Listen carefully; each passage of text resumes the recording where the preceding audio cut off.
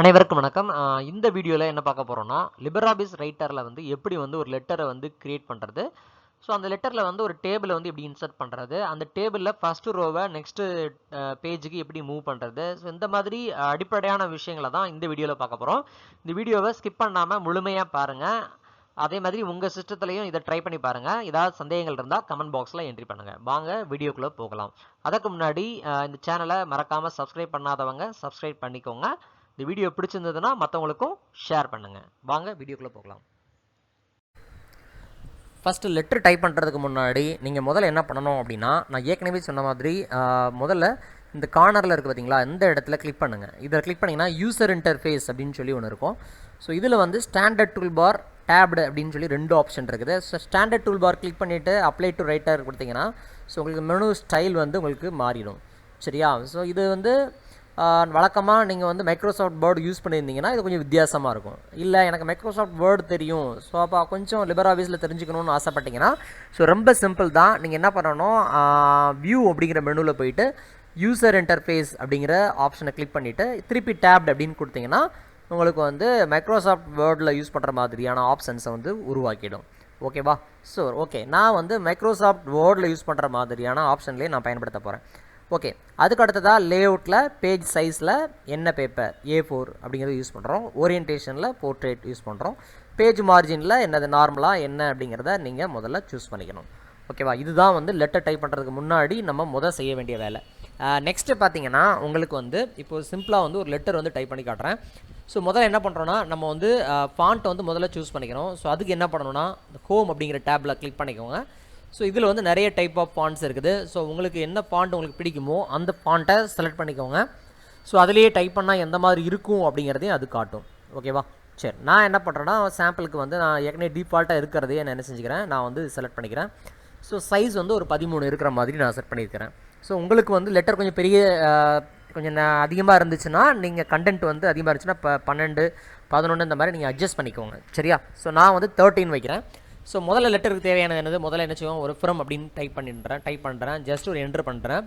Again இந்த இடத்துல வச்சு நீங்கள் என்ன பண்ணணும்னா டேப் அப்படிங்கிற கீயை ப்ரெஸ் பண்ணிங்கன்னா உங்களுக்கு வந்து கரெக்டாக வந்து அந்த எம்முக்கு நேராக கொஞ்சம் ஸ்பேஸ் விட்டே உங்களுக்கு வந்து டைப் ஆகிடும். சரியா? ஸோ அப்போது நம்ம வந்து இப்போ நேம் டைப் பண்ணுறோம். டைப் பண்ணிவிட்டு ஒரு கமா என்டர் டேப். சரியா? ஸோ இது வந்து நம்ம நார்மலாக இது ஈஸியாக நீங்கள் வந்து பண்ணிவிடுவீங்க. ஓகேவா? ஸோ இது வந்து ப்ராப்ளம் இல்லை. இப்போ இந்த இடத்துல ஒரு என்ட்ரு பண்ணுறோம், இங்கே வந்து 2 போடுறோம். ஸோ இது வந்து ஒரு பேங்குக்கு ஒரு லெட்டர் அடிக்கிற மாதிரி சிம்பிளாக நான் வந்து கண்டு கொடுக்குறேன். ஸோ ஒன்றும் இல்லை, நீங்கள் கமா இங்கே கிளாஸ் வந்து ஒரு கமா கொடுக்குறீங்க, ஒரு என்ட்ரு அடிக்கிறீங்க, என்ட்ரு அடிச்சோன்னு ஆட்டோமேட்டிக்காக இங்கே வந்துடும். இதில் ஒரு டேப் கீ கொடுக்குறீங்க, அவ்வளோதான், சிம்பிள். சரி, ஓகே. ஸோ இதுக்கப்புறமா நம்ம ஒரு வழக்கம் போல் டைப் பண்ணுற மாதிரி டைப் பண்ணுறோம். ஓகேவா? சரி, இந்த இடத்துல நான் என்ன செய்ய வேண்டியிருக்குன்னா ஒரு டேபிள் வந்து இன்சர்ட் பண்ண வேண்டியிருக்குது. சரியா? டேபிள் ஏன்னா சப்ஜெக்ட்டு அதுக்கப்புறம் வந்து ரெஃபரன்ஸ் அப்படின்னு சொல்லி மாதிரி ஒரு கண்டென்ட் உருவாக்கணும். ஸோ அப்போ அதுக்கு என்ன பண்ணணும்னா இன்சர்ட்டில் போய்க்கோங்க.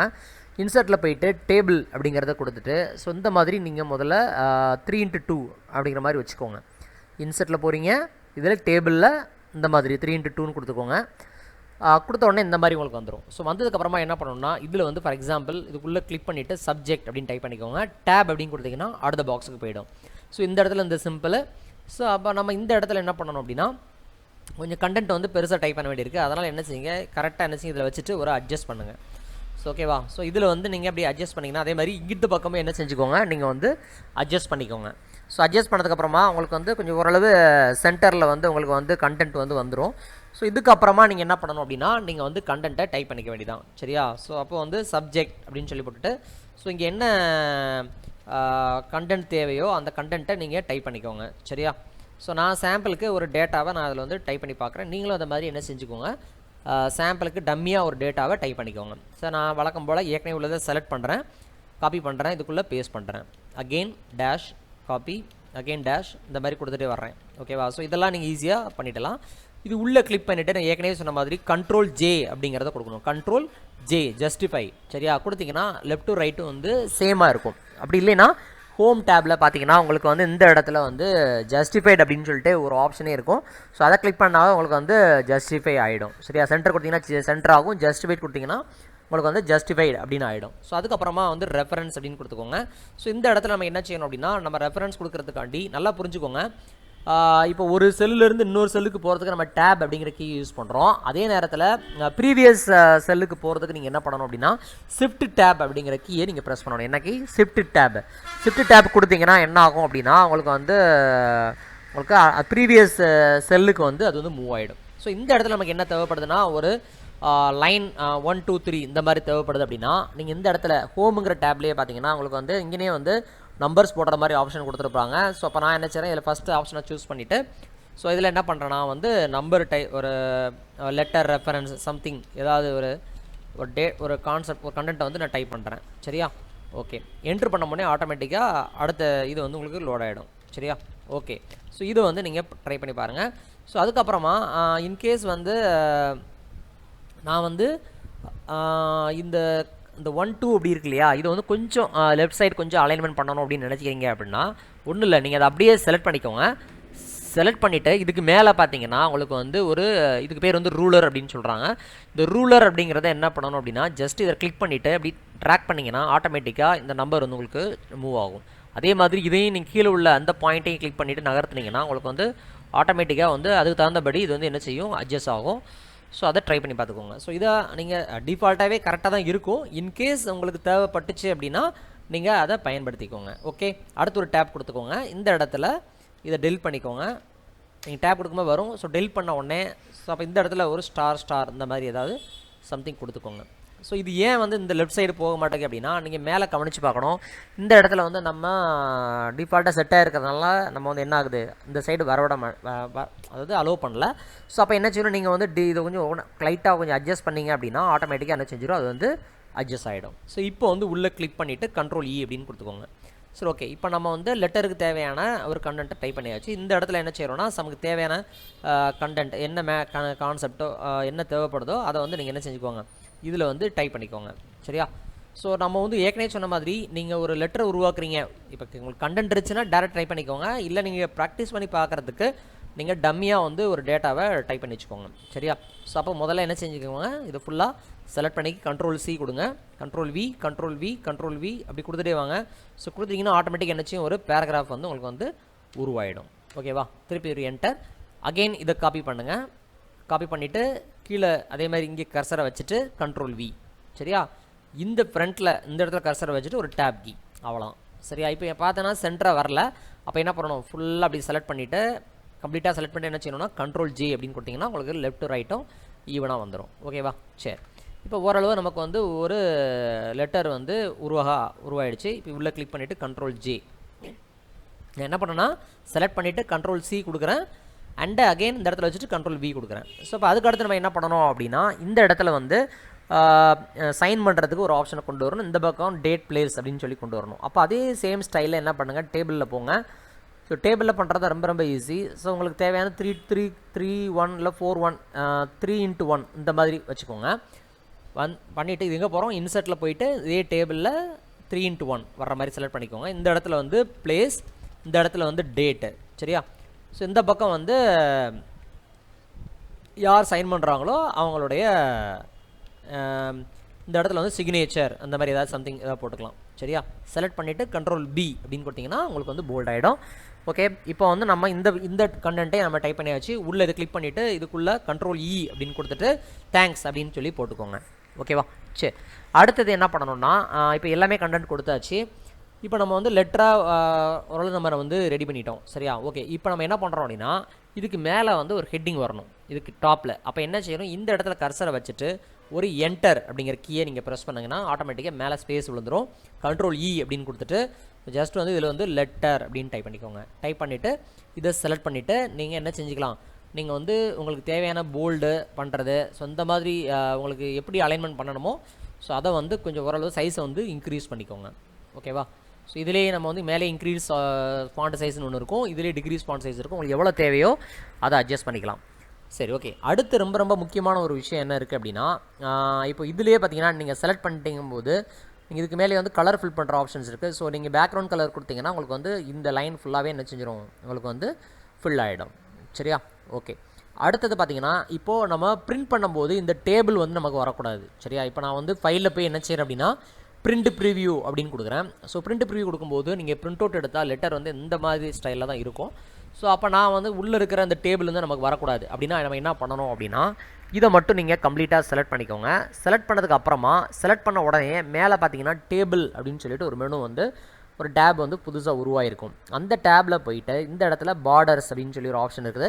இதில் வந்து நோ பார்டர் அப்படின்னு ஒரு ஆப்ஷன் இருக்கும். அதை கொடுத்தீங்கன்னா உங்களுக்கு வந்து அந்த லைன் இருக்கிறது காணாமல் போயிடும். அதே மாதிரி தான் இதையும் ஃபுல்லாக இது உள்ளே கிளிக் பண்ணிக்கோங்க. கிளிக் பண்ணிவிட்டு இதுக்குள்ளே போயிட்டு நோ பார்டர் அப்படின்னு கொடுத்தீங்கன்னா எது செலக்ட் பண்ணுறமோ அது மட்டும் தான் வரும். அதனால தான் நான் என்ன சொல்கிறேன்னா ஃபுல்லாக அப்படி செலக்ட் பண்ணிக்கணும். செலக்ட் பண்ணிவிட்டு இது உள்ளே கிளிக் பண்ணிவிட்டு நோ பார்டர் அப்படின்னு கொடுத்தீங்கன்னா உங்களுக்கு வந்து நீட்டாக வந்துடும். இப்போ போயிட்டு ஃபைலில் போயிட்டு நீங்கள் வந்து பிரிண்ட் ப்ரிவியூ அப்படின்னு கொடுங்க. உங்களுக்கு வந்து பார்க்குறதுக்கு லெட்டர் மாதிரியே இருக்கும். நீங்கள் வந்து ஃபாண்டோட சைஸை உங்களுக்கு தகுந்த மாதிரி நீங்கள் வந்து கண்டென்ட்டுக்கு தகுந்தபடி என்ன செஞ்சுக்கணும், நீங்கள் வந்து அட்ஜஸ்ட் பண்ணிக்கிறோம். சரியா? ஸோ அட்ஜஸ்ட் பண்ணிட்டீங்கன்னா உங்களுக்கு வந்து தானாகவே ஸோ லெட்டரோட சைஸ் வந்து இன்க்ரீஸ் ஆகும். ஸோ ஜஸ்ட்டு ட்ரை பண்ணி பாருங்கள். ஓகேவா? சரி, அடுத்த ஒரு முக்கியமான ஒரு கான்செப்டை பற்றி தான் உங்களுக்கு சொல்லித்தர போகிறேன். என்ன அப்படின்னா இது ஊடாக வந்து ஒரு டேபிள் வந்து இன்சர்ட் ஆகுதுன்னு வச்சுக்கிடுவோம். ஸோ அப்போ என்ன பண்ணணும்னா இன்சர்ட்டில் போயிட்டு இதில் வந்து நம்ம டேபிள் அப்படின்னு உருவாக்குறோம். சரியா? ஒரு டேபிள் ஒரு 5க்கு 1 அப்படிங்கிற மாதிரி ஒரு டேபிளை க்ரியேட் பண்ணுறோம். இந்த இடத்துல வச்சுட்டு இந்த இருக்குல்லையா, இந்த இடத்துல வச்சுட்டு என்ன பண்ணுறோன்னா ஜஸ்ட் ஒரு என்டர். ஓகேவா? இந்த இடத்துல என்ன பண்ணுறோன்னா ஃபார் எக்ஸாம்பிள் வந்து அக்கௌண்ட் நம்பர், அக்கௌண்ட் நேம், சரியா, ஒரு சாம்பிளுக்கு ஒரு டேட்டாவை நான் என்ன செய்கிறேன், அமௌண்ட்டு, கிரேடு, சம்திங். சரியா? இந்த காலம் எனக்கு தேவையில்லைன்னா ரைட் கிளிக் பண்ணுங்கள், டெலிட் காலம். சரியா? ஓகே. ஸோ இப்போ இந்த மாதிரி ஒரு டேட்டாவை நம்ம அசைன் பண்ணியாச்சு. ஸோ இதை நான் என்ன செய்கிறேன்னா இந்த இடத்துல வச்சுட்டு நான் வந்து டேப் அப்படின்னு கொடுத்தீங்கன்னா உங்களுக்கு வந்து ஆட்டோமேட்டிக்காக என்ன செய்யணும், அடுத்தடுத்த ரோ வந்து உங்களுக்கு வந்து இன்சர்ட் ஆகும். நெக்ஸ்ட் பேஜுக்கு அது போக ஆரம்பிச்சிடும். பட் என்ன ப்ராப்ளம் இருக்குது அப்படின்னா இந்த ஹெட்டிங் இருக்கு இல்லையா, இந்த ஹெட்டிங் வந்து உங்களுக்கு அடுத்த பேஜுக்கு வரணும். ஸோ அதுதான் நம்ம எப்படின்னு சொல்கிறேன். ஸோ அப்போ என்ன செய்யணும்னா இதை ஃபுல்லாக அப்படி கம்ப்ளீட்டாக செலக்ட் பண்ணிக்கோங்க. செலக்ட் பண்ணிவிட்டு இந்த இடத்துல பார்த்தீங்கன்னா கொஞ்சம் மேலே டேபிள் அப்படிங்கிற ஆப்ஷனில் header rose repeat across pages அப்படின்னு சொல்லி ஒரு ஆப்ஷன் இருக்கும். இதை ஜஸ்ட் நீங்கள் கிளிக் பண்ணால் போதும், நெக்ஸ்ட் பேஜில் தானாகவே அந்த ஹெட்டிங் வந்து உங்களுக்கு வந்துடும். ஸோ இதுதான் வந்து இதில் ஒரு பெரிய அட்வான்டேஜ். ஸோ அப்போ நமக்கு ஈஸியாக பார்க்குறதுக்கும் லெட்டர் வந்து கொஞ்சம் நீட்டாகவும் மாறிடும். இப்போ நீங்கள் டேரெக்டாக கண்ட்ரோல் P அப்படின்னு கொடுத்தீங்கன்னா உங்களுக்கு வந்து டேரெக்டாக பிரிண்ட் பண்ணுறதுக்கு ஆப்ஷனுக்கு போயிடும். அப்படி இல்லைன்னா நீங்கள் என்ன செய்யணும்னா ஃபைலில் போகணும், இந்த இடத்துல பிரிண்ட் ப்ரிவியூ. சரியா? கண்ட்ரோல் ஷிஃப்ட் O அப்படின்னு கொடுத்தாலும் ஓப்பன் ஆகும் அப்படின்னு சொல்கிறாங்க. ஸோ அப்போ வந்து பாருங்கள் உங்களுக்கு பார்க்குறதுக்கு கொஞ்சம் லெட்டர் வந்து நீட்டாக வந்துருச்சு. ஓகேவா? சரி, இன்னொரு முக்கியமான விஷயம் இருக்குன்னா இப்போ பிரிண்ட் ப்ரிவியூ பார்க்கும்பொழுது நீங்கள் கண்ட்ரோல் B அப்படின்னு கொடுக்குறீங்க. சாரி, இங்கே பார்க்குறோம் ஃபைலில் பிரிண்ட் அப்படிங்கிற ஆப்ஷனை போய் நம்ம கிளிக் பண்ணுறோம். ஸோ பிரிண்ட் ப்ரிவியூ அப்படிங்கிற ஆப்ஷனை கிளிக் பண்ணுறோம். கிளிக் பண்ணும்போதே பார்த்தீங்கன்னா 2 பேஜும் ஒரே டைமில் தெரியுது. எப்படி தெரியுது அப்படின்னா இந்த பிரிண்ட் அப்படி ஆப்ஷன் கிளிக் பண்ணும்போது இங்கேயே வந்து சிங்கிள் பேஜ் ப்ரிவியூ, இது ஏற்கனவே போன வீடியோவில் சொல்லி கொடுத்துருக்குறேன். ஸோ இதை நீங்களும் கிளிக் பண்ணி பாருங்கள். ஓகேவா? இதிலேருந்து க்ளோஸ் ப்ரிவியூ அப்படின்னு கொடுத்தீங்கன்னா உங்களுக்கு வந்து இது வந்து வெளியே வந்துடும். சரி, ஓகே. இந்த வீடியோவில் நம்ம என்ன பண்ணியிருக்கோம் அப்படின்னா சிம்பிளாக வந்து ஒரு லெட்டர் வந்து நம்ம எப்படி வந்து உருவாக்குறது, அது எப்படி நம்ம பிரிண்ட் அவுட் எடுக்கிற மாதிரி கொண்டு வர்றது அப்படிங்கிறத பற்றி தான் இந்த வீடியோவில் பார்த்துருக்குறோம். அது மட்டும் இல்லாமல் அடுத்த வீடியோவில் நம்ம என்ன பார்க்க போகிறோம்னா லிப்ரிஆஃபீஸில் கால்க் அப்படின்னு சொல்லி நம்ம எக்ஸல் யூஸ் பண்ணுவாங்க. ஸோ அந்த மாதிரி வந்து மைக்ரோசாஃப்ட் எக்ஸல் மாதிரியே லிப்ரிஆஃபீஸ் கால்க் அப்படின்னு சொல்லியிருக்கு. அதில் அடிப்படையான விஷயங்கள் என்னென்ன அப்படிங்கிறத வந்து நம்ம வந்து டிஸ்கஸ் பண்ண போகிறோம். சரி, ஓகே. அதுக்கு முன்னாடி ஃபைனலாக என்ன பண்ணுறேன்னா இது வந்து நான் PDF கன்வெர்ட் பண்ணிக்கிறேன். நீங்கள் ஜஸ்ட் கண்ட்ரோல் P அப்படின்னு கொடுத்தீங்கன்னா இதிலே பார்த்தீங்கன்னா பிரிண்டரில் மைக்ரோசாஃப்ட் பிரிண்ட் டு PDF அப்படின்னு சொல்லி ஒரு ஆப்ஷன் இருக்கும். ஸோ அதை கொடுத்து நீங்கள் பிரிண்ட் அப்படின்னு கொடுத்தீங்கன்னா எந்த இடத்துல சேவ் பண்ண போகிறீங்களோ அந்த இடத்துல PDF-ஆகவே சேவ் ஆகிடும். அப்படி இல்லைன்னா நீங்கள் ஃபைலில் போனீங்கன்னா இதிலே வந்து எக்ஸ்போர்ட் டைரக்ட்லி ஆஸ் PDF அப்படின்னு சொல்லி ஒன்று இருக்கும். ஸோ அதையும் நீங்கள் கிளிக் பண்ணிக்கலாம். ஸோ கிளிக் பண்ணிட்டால் டேரெக்டாகவே அது என்ன செஞ்சிடும், PDF-ஆக மாறிடும். இது அப்படி இல்லைன்னா இந்த இடத்துல எக்ஸ்போர்ட் அப்படின்னு சொல்லி ஒரு ஆப்ஷன் இருக்கும். இதையே நீங்கள் பண்ணி இங்கேயே நிறைய ஆப்ஷன்ஸ் இருக்குது. PDF-ஆக கொடுக்கறதாலும் நீங்கள் கொடுத்துக்கலாம், இமேஜாக பண்ணுறதா இருந்தாலும் இமேஜாக ஸ்டோர் பண்ணிக்கலாம். ஓகேவா? சரி, ஓகே. நன்றி, வணக்கம். அடுத்த வீடியோவில் இன்னும் டீப்பாக இன்னும் மற்றொரு விஷயத்தோடு உங்களை சந்திக்கிறேன். நன்றி. இந்த வீடியோ உங்களுக்கு பிடிச்சிருந்ததுன்னா மறக்காமல் எல்லோருக்கும் ஷேர் பண்ணுங்கள். நன்றி, வணக்கம்.